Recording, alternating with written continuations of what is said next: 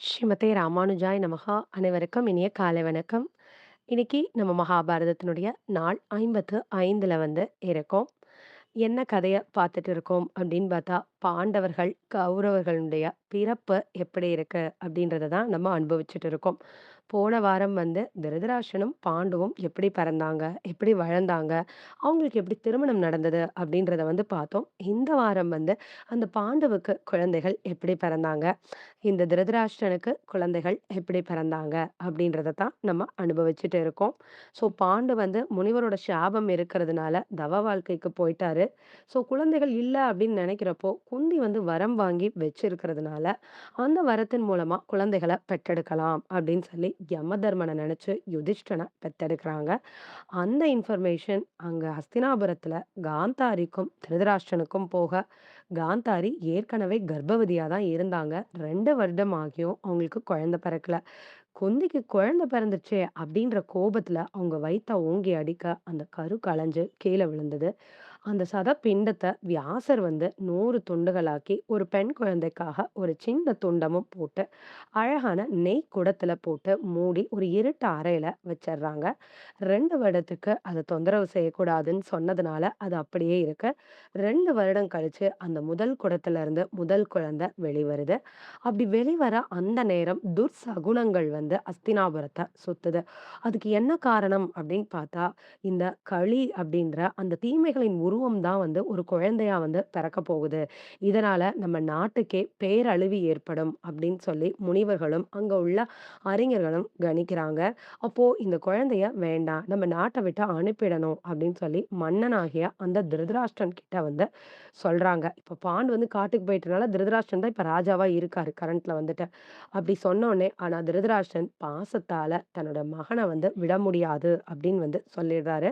வேற வழி இல்லாம எல்லாரும் விட்டுடுறாங்க.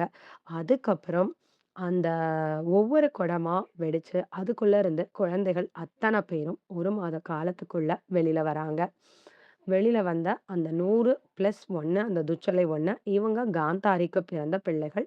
இந்த திருதராஷ்டிரனுக்கு ஒரு வைசிய மனைவியும் இருந்தாங்க அப்படின்னு பார்த்தோம். அவங்களுக்கு பிறந்த குழந்தை தான் யுயுத்சு அப்படின்றதையும் பார்த்தோம். இப்போ இவங்களுடைய குழந்தைகள் பிறந்து முடிச்சாச்சு. இனி பாண்டு பக்கம் வந்தோம். அதாவது காட்டுல பாண்டுவும், குந்தியும் இருக்காங்க. ஸோ அப்போ 2வது வாயுதேவன நினைச்சு குந்தி அந்த மந்திரத்த சொல்ல, வாயு பகவானுடைய கருணையினால அவங்களுக்கு ஒரு குழந்தை கிடைச்சது. அந்த குழந்தைய தான் பீமசேனன்னு பேர் வச்சாங்க. விருகோதரன் அப்படின்றதும் பேரு தான். பீமசேனனுக்கு இன்னொரு பேர் விருக்கோதரன் அப்படின்னு சொல்றாங்க.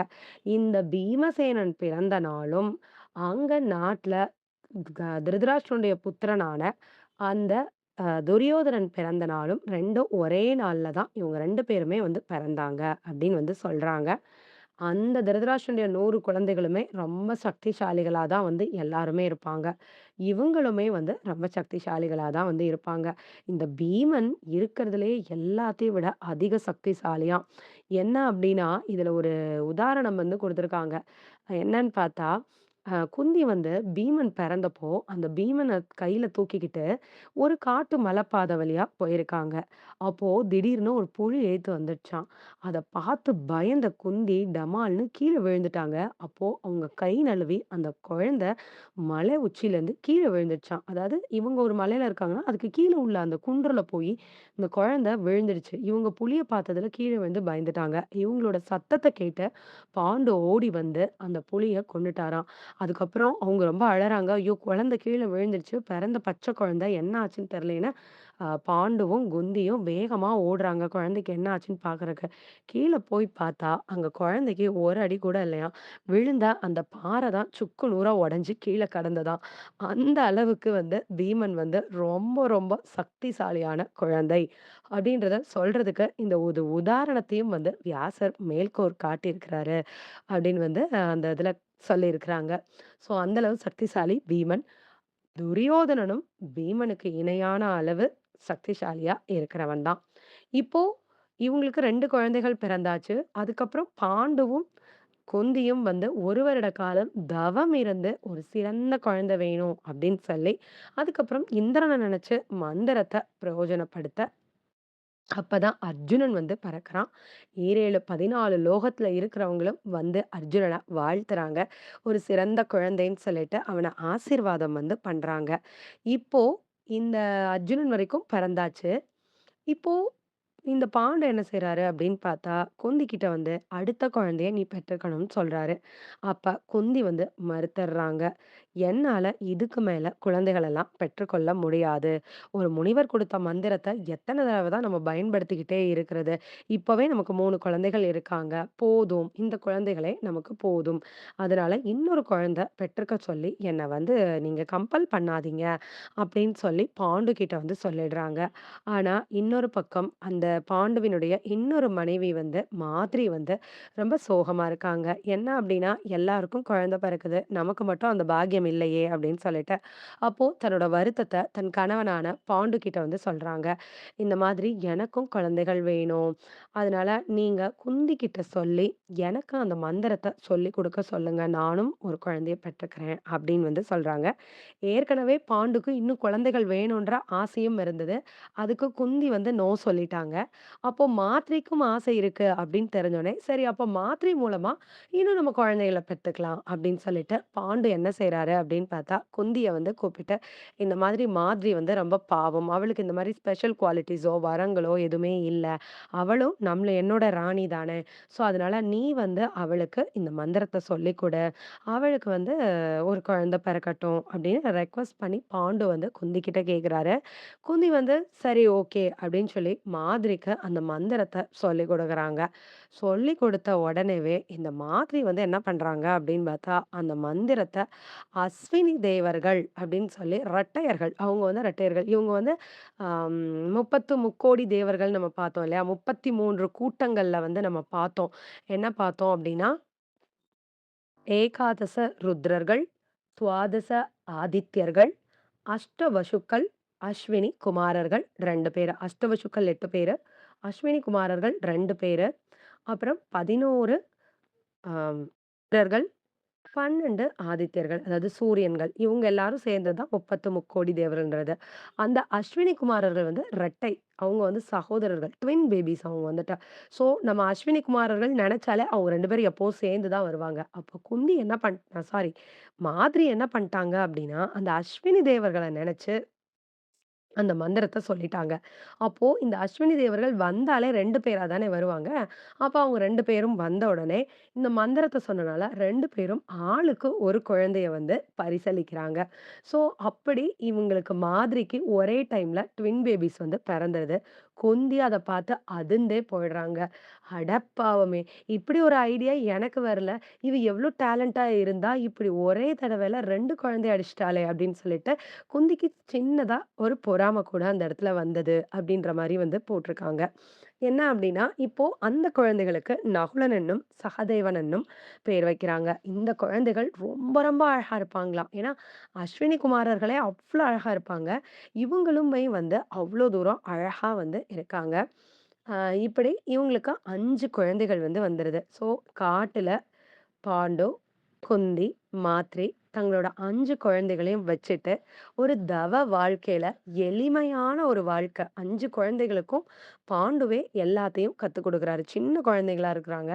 அப்போ சில சில விஷயங்கள் எல்லாம் வந்து பாண்டுவே வந்து சொல்லிக் குடுக்குறாரு. ரொம்ப ஆனந்தமா, அ அரண்மனை வாழ்க்கை இல்ல, ஆடம்பரம் இல்ல அப்படின்னாலும், மனைவி குழந்தைகளோட ரொம்ப சந்தோஷமா பாண்டு வந்து காட்டுல வாழ்ந்துட்டு இருக்காரு.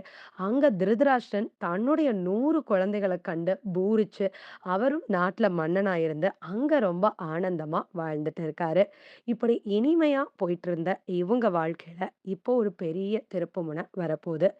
என்ன அப்படின்னு பார்த்தா, ஒரு நாள் வந்து என்ன ஆகும் அப்படின்னு பார்த்தா, மாதிரி வந்து காட்டுல ஒரு ஃபால்ஸ்ல போய் குளிச்சுட்டு வந்துட்டு இருப்பாங்க.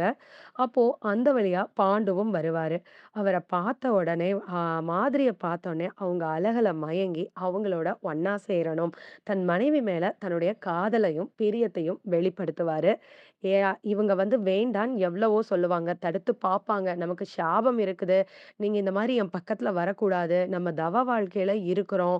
இந்த மாரி ஆனா உங்க உயிருக்கே ஆபத்து அப்படின்னு எவ்வளவோ மாதிரி எடுத்து சொல்லியும், அவருக்கு அது புரியவே புரியாது. அதுதான் விதி பயனா என்னன்னுட்டு சொல்ல தெரியல.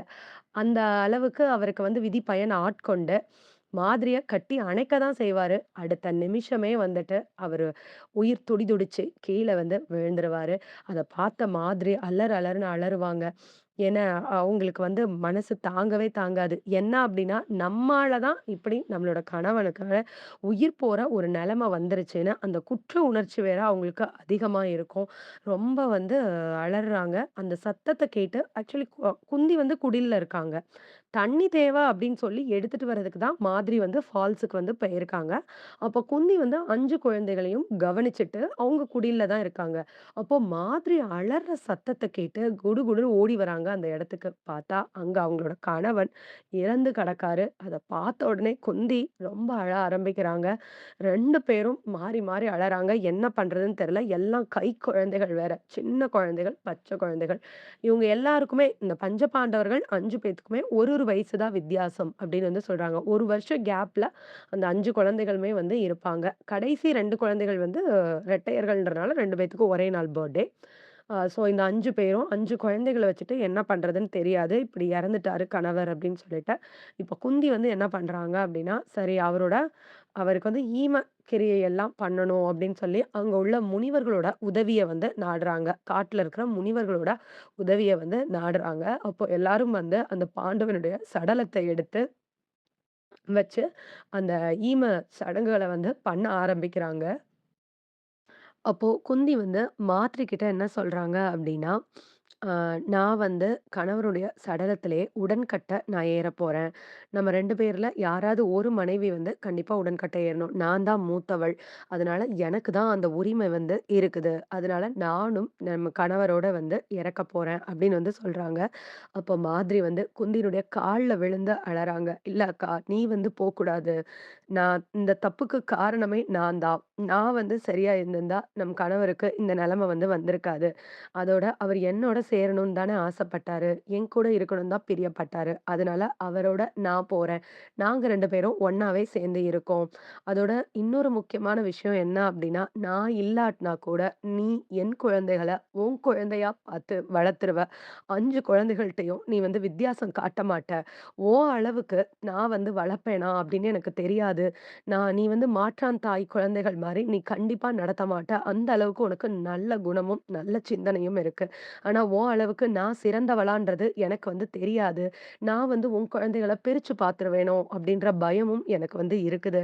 அதனால இந்த குழந்தைகள வளர்க்குற பொறுப்பு எனக்கு வேண்டாம். நான் வந்து கணவரோட உடன்கட்டை ஏர்றேன். நீ 5 குழந்தைகளையும் பொறுப்பா பார்த்துக்கோ அப்படின்னு சொல்றாங்க. வேற வழி இல்லாததுனால குந்தியும் சரின்னு சொல்ல, மாதிரி வந்து பாண்டுவோடயே சேர்ந்து உடன்கட்டை ஏறிர்றாங்க. அதுக்கப்புறம் இப்ப என்ன செய்றதுன்னு குந்திக்கு தெரியல.